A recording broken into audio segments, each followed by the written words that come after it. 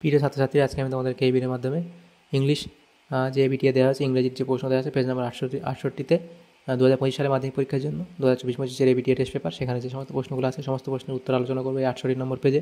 এবং এর আগের যে পেজ ছিল 19 নম্বর পেজ, সেই 19 নম্বর পেজের সমস্ত প্রশ্নের উত্তর আমরা আলোচনা করে দিয়েছি চ্যানেলে। তোমরা প্লেলিস্ট থেকে সেই প্রশ্ন উত্তরগুলো দেখে নিতে পারবে। এবং যদি তোমরা পিডিএফ পেতে যাও, অবশ্যই আমাদের ডেসক্রিপশনে দেওয়া আছে টেলিগ্রাম চ্যানেল লিঙ্ক, সেখান থেকে তোমরা আমাদের টেলিগ্রামে যুক্ত হয়ে যাবে। তো সেখান থেকে তোমরা পরবর্তীতে যে পিডিএফগুলো সেটা তোমরা পেয়ে যাবে। তো আজকে দেখো আমরা 68 নম্বর পেজ আলোচনা করব। তো এখন যারা তোমরা আমাদের চ্যানেলটাকে সাবস্ক্রাইব করোনি তারা অবশ্যই চ্যানেলটাকে সাবস্ক্রাইব করে রাখবে পরবর্তী পেজগুলোর প্রশ্ন উত্তর পাওয়ার জন্য। তো আজকে 68 নম্বর পেজ আলোচনা হবে। দেখো এখানে English second language reading comprehension Singh, তো এটা তোমাদের বই থেকে তুলে নেওয়া একটা প্যারাগ্রাফ দেওয়া হয়েছে। তো এটা পড়তে হবে, পড়ার পরে বাকি যে প্রশ্ন উত্তরগুলো তোমাদের করতে হবে, এত অবধি পড়তে হতো। তো এখানে দেখো right the correct alternative to complete the following sentences in the given spaces. তো এখানে আমাদের এইটাই সঠিক উত্তরটা টিক দিতে হবে। দেখো এখানে বলা আছে প্রথমটা পিপিল স্যাং, এটা দেখো ভাজান্স, তো এটা কী হবে তোমাদের? অপশান ডি সঠিক উত্তর হবে, while travelling with Gandhiji's Ashes. তাহলে দেখো এখানে তোমাদের এইটা এক একটা সঠিক উত্তর হবে, কী হবে? ডি। নেক্সট দেখো দুইয়েরটা কী হবে? দুই কী বলা আছে দেখো, Gandhiji's awakened people to one another's, এটা হবে সাফারিং, অপশান বি হবে সঠিক উত্তর। তারপরে দেখো তিনের দাগের after coming back to Delhi the author felt, এখানে হবে হেল্পলেস, অপশান ডি সঠিক উত্তর হবে। তিনেরটা হবে কি? Option D helpless. তারপরে দেখো the author made an effort to, তো এখানে কী হবে? এটা মেড অ্যান এফর্ট টু, এটা হবে অপশান সি তোমাদের সঠিক উত্তর হবে, যে চারেরটা অপশান সি বিয়ার গান্ধীজিজ ব্যানার।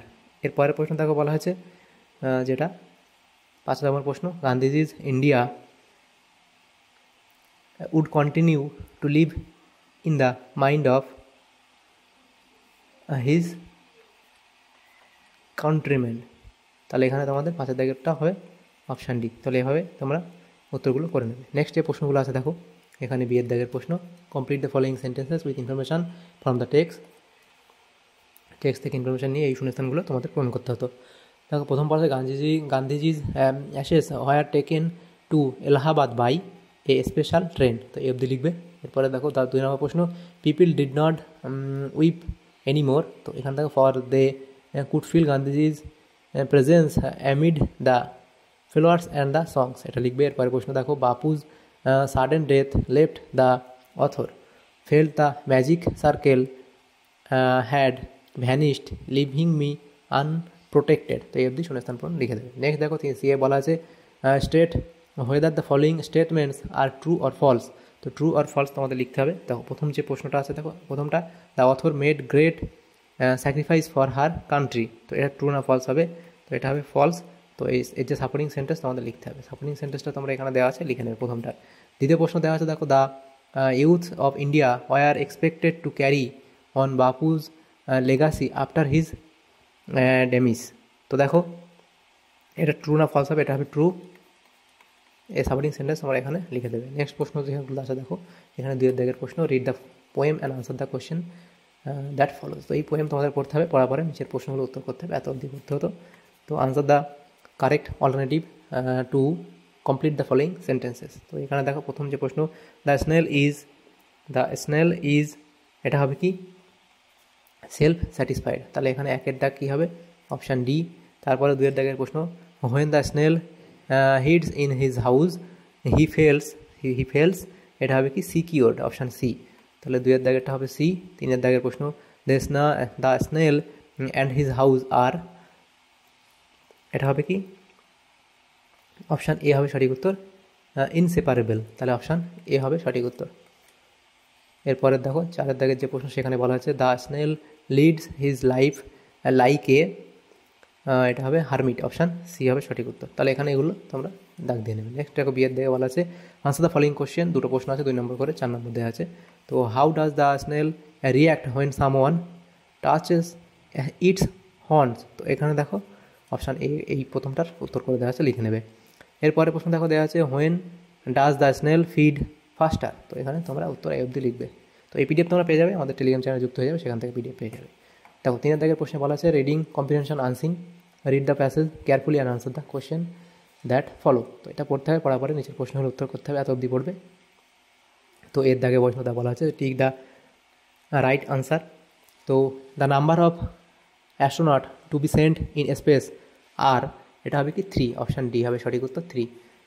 দুই দাগের প্রশ্ন বলা আছে ISRO demonstrated a key test in the mouth of a, এটা হবে অক্টোবর, অপশান বি হবে সঠিক উত্তর তোমাদের অক্টোবর। এই 2 দাগের প্রশ্ন সঠিক উত্তর হবে অপশান বি, অর্থাৎ অক্টোবর। 3 দাগের প্রশ্ন কী বলা আছে দেখো, in 2024 a test flight would take into space, এটা কী হবে এ রোবট, অপশান সি হবে সঠিক উত্তর এ রোবট। তাহলে 3 দাগেরটা কী হবে অপশান সি।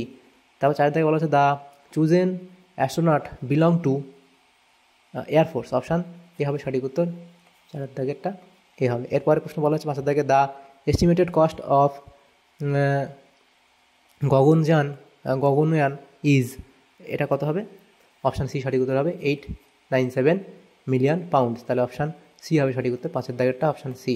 তারপরে প্রশ্ন দেখো বলা হয়েছে যেটা এটা 5 দাগের প্রশ্ন, এটা 4 লেখা আছে, এটা 6 হবে। দ্য ওয়ার্ড বায়োমিত্রা স্ট্যান্ড ফর, এটা কী হবে অপশান বি হবে সঠিক উত্তর স্পেস ফ্রেন্ড। তাহলে 6 দাগেরটা প্রশ্ন হবে option B space friend.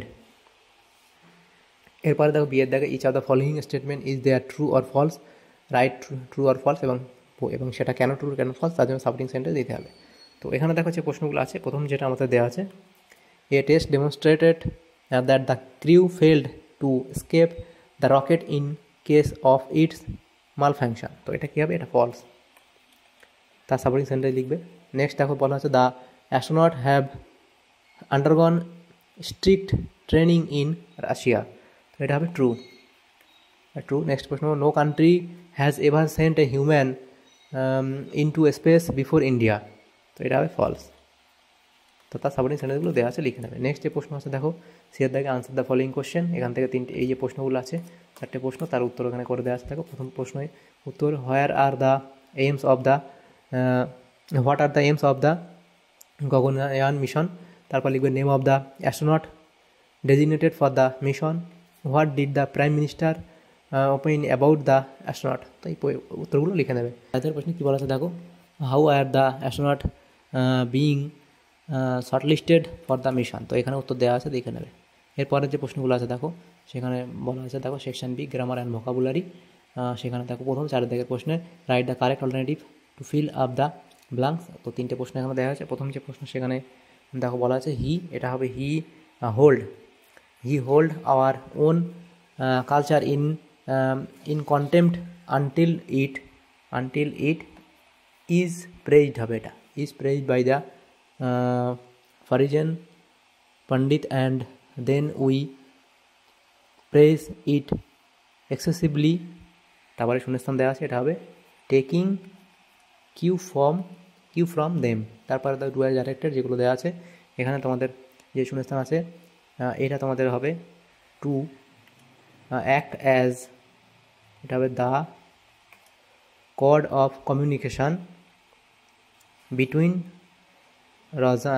রাজাম and Mani, এটা হবে বিটুইন।